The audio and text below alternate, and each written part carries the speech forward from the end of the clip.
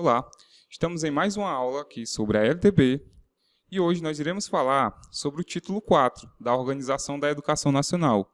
Vimos nas aulas anteriores, se você está acompanhando o nosso curso, sobre a responsabilidade de cada ente que compõe o poder público. Por exemplo, vimos a responsabilidade da União, vimos as responsabilidades dos estados e vimos as responsabilidades dos municípios, tá certo? Então acompanha aí com a gente na nossa aula 4, tá?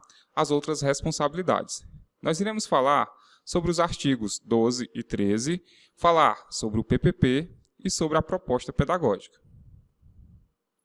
Então vamos lá. No nosso artigo 12, ele diz o seguinte: os estabelecimentos de ensino, respeitadas as normas comuns e as do seu sistema de ensino, terão a incumbência de... O que é incumbência? Incumbência é responsabilidade, ou seja, terão a responsabilidade de elaborar e executar sua proposta pedagógica. Então, ponto importante é elaborar e executar a proposta pedagógica, também chamada de PP, tá? É uma abreviação da palavra proposta pedagógica. Ainda no artigo 12, falando sobre o inciso 2, temos o seguinte: administrar seu pessoal e seus recursos materiais e financeiros, tá certo?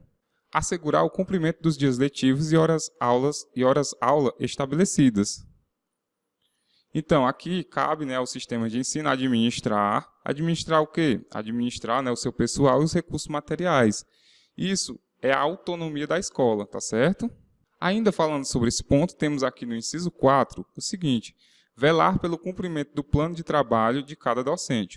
O que seria velar? Velar é observar, observar o cumprimento do plano de trabalho de cada docente, ou seja, de cada professor.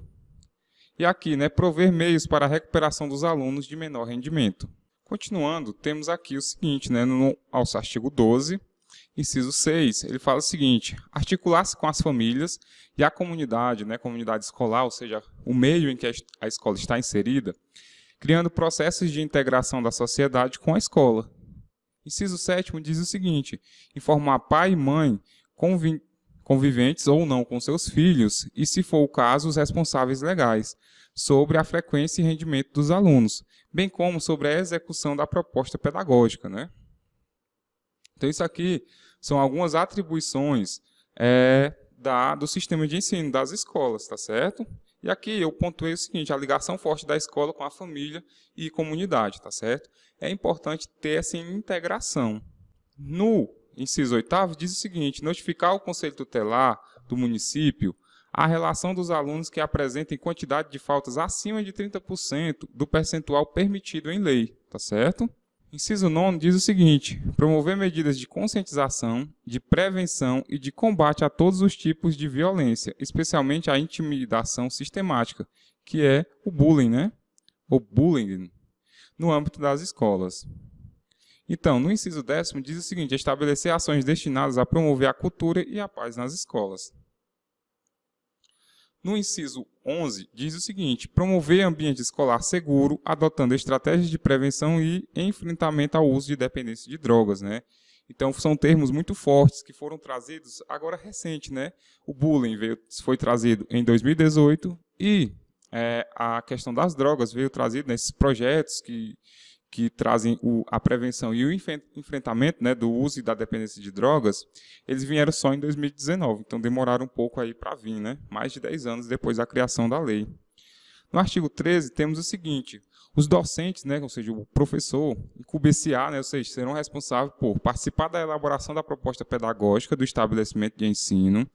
Inciso 2, elaborar e cumprir plano de trabalho segundo a proposta pedagógica do estabelecimento de ensino. Os docentes incumbenciam, ou seja, serão responsáveis por participar, então, aqui participar, a palavra importante, da proposta pedagógica, também conhecida como PP. E elaborar e cumprir o plano de trabalho.